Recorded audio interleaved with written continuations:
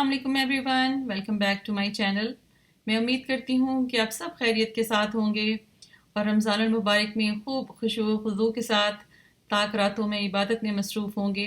बहुत सारे लोग तो इतिकाफ़ में भी बैठ गए होंगे।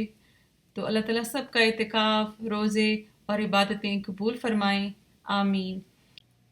मैंने आहिस्ता आहिस्ता चीज़ों को सिंप्लीफाई करना शुरू कर दिया है। इस तरह का मेन्यू आखिरी अशरे में प्लान किया है कि मेरा वक्त किचन में कम से कम गुजरे और मुझे ज़्यादा से ज़्यादा इबादत करने का मौका मिले।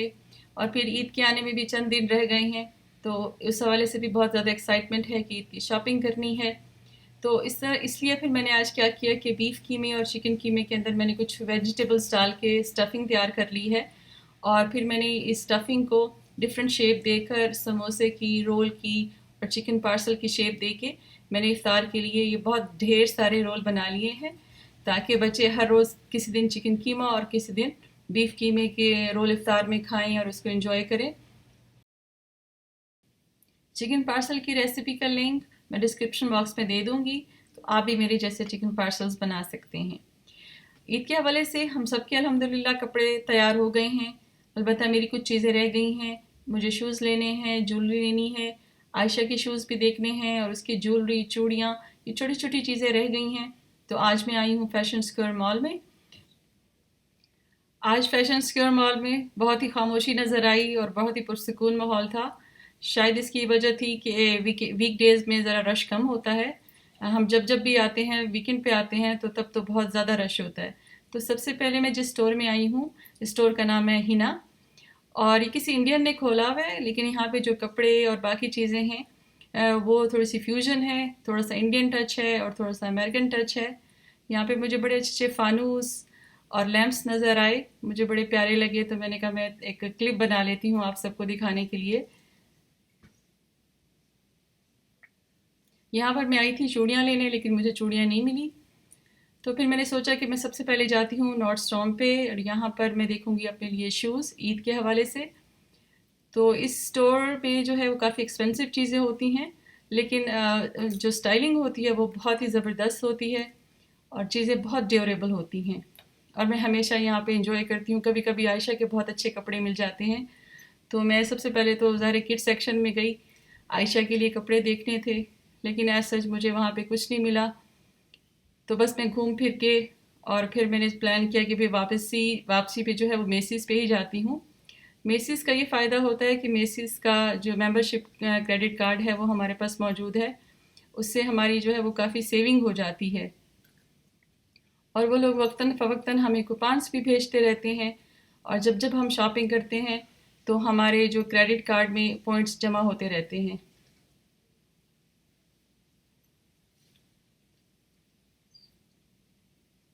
और मेसीज़ में भी शॉपिंग करने की कुछ टिप्स हैं और जो मैं आपके साथ शेयर करती हूँ।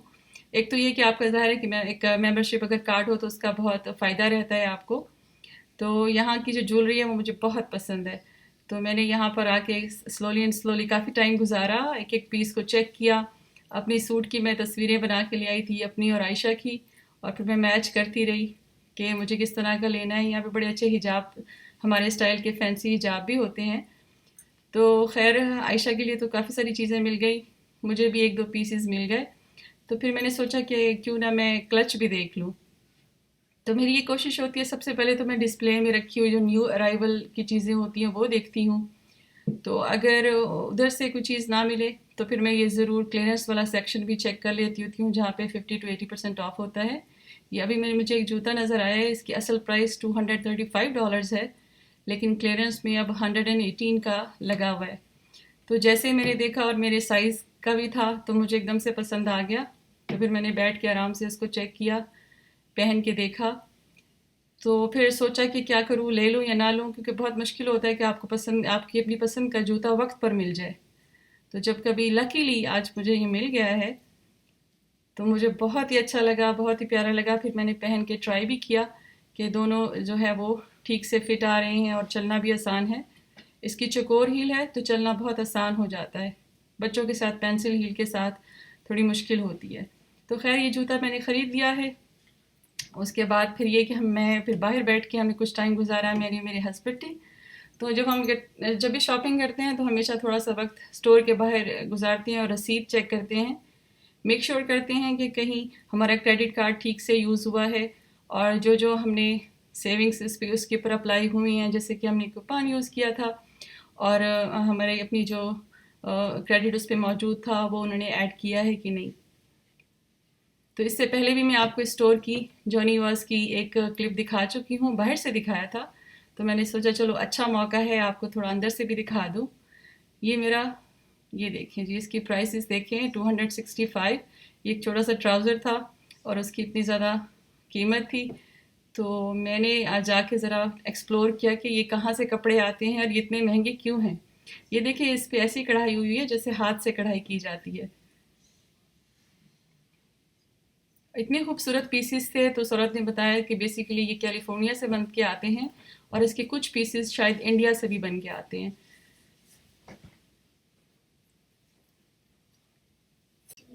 मुझे तो अपनी पसंद के शूज़ और क्लच और ज्वेलरी मिल गई है। अलबत्ता मैं आयशा के लिए फ़िक्रमंद हूँ कि मुझे अभी तक उसके शूज़ नहीं मिले। इसके साथ साथ मैं आपको बाहर से एक और स्टोर का एक व्यू दिखा देती हूँ।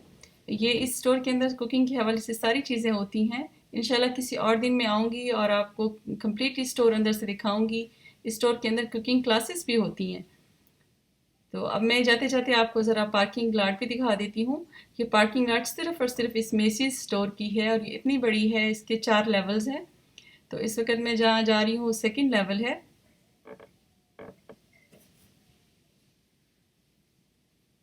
इस वक्त तो ज़रा रश कम नज़र आ रहा है, वीकडेज़ में थोड़ा कम होता है, तो वीकेंड पे और ख़ास तौर पे जब क्रिसमस और या कोई इवेंट होता है तो यहाँ पर तो हम आधा आधा घंटा घूमते रहते हैं और हमें पार्किंग ही नहीं मिलती। तो अब बस मैंने शॉपिंग कर ली है, घर जाके मैं आपको सारी अपनी ईद की शॉपिंग दिखाती हूँ जो अब तक हो चुकी है, यानी कि मेरे और मेरी फैमिली की ईद के कपड़े और ये सारी ज्वेलरी जो अब मैंने ख़रीदी है। चले मैं घर जाकर आपको दिखाती हूँ।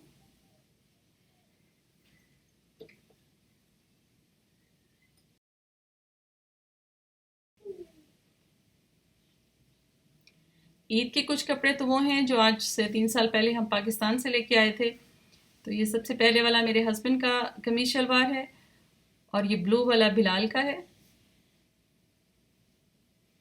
और ये वाला अली अम्मार का है और ये जो मेरा सूट है ये फिरोज़ी रंग का है और इसके अंदर छोटे छोटे से फूल बने हुए हैं रानी कलर के और आर का काम हुआ हुआ है और ऊपर हाथ से जो है मोती लगे हुए हैं। और ये मेरी प्यारी बेटी आयशा मरियम का ड्रेस है, गोल्डन और पर्पल कलर का। ये आयशा के ब्रेसलेट हैं जो मैं अभी अभी लेके आई हूँ। आई होप कि आयशा को पसंद आएंगे। आयशा को इसी छोटी छोटी नफीस चीज़ें बड़ी पसंद है, तो फिर मेरी भी कोशिश होती है कि मैं बस थोड़ा टाइम लगा के और ढूंढ ढूंढ ढूंढ के लेती हूँ उसके लिए छोटी छोटी चीज़ें। ये मैं आपको थोड़ा सा अपना दुपट्टा दिखा देती हूँ और आपसे थोड़ा सा मशवरा भी लेना है। आप मुझे बताएं, मेरे पास 3 तरह के नेकलेसेस हैं, अब इनमें से मैं कौन सा पहनूं। तो ये पहले वाला है, ये शॉकिंग पिंक कलर का है और ये जो दूसरे वाला है इसके अंदर जितने भी मोती लगे हुए हैं ये मेरे सूट के अंदर भी लगे हुए हैं। ये थोड़ा सा हैवी है। ये वाला बहुत ही लाइट कलर का, अंदर से गोल्डन नग लगे हुए हैं, तो ये मुझे ज़्यादा अच्छा लग रहा है। आप मुझे बताइएगा कि मैं कौन सा पहनूं। तो अब इयररिंग के हवाले से भी मुझे बताएं कि सबसे पहला वाला तो ये है कि गोल्डन है, क्योंकि गोल्डन तो सूट में अमूमन होता ही है और ये भी मुझे बड़े पसंद है। इसमें भी एक फ्लावर की शेप बनी हुई है, गोल्डन और सिल्वर नग लगे हुए हैं इसके अंदर और एक टर्किश स्टाइल के इयररिंग्स हैं।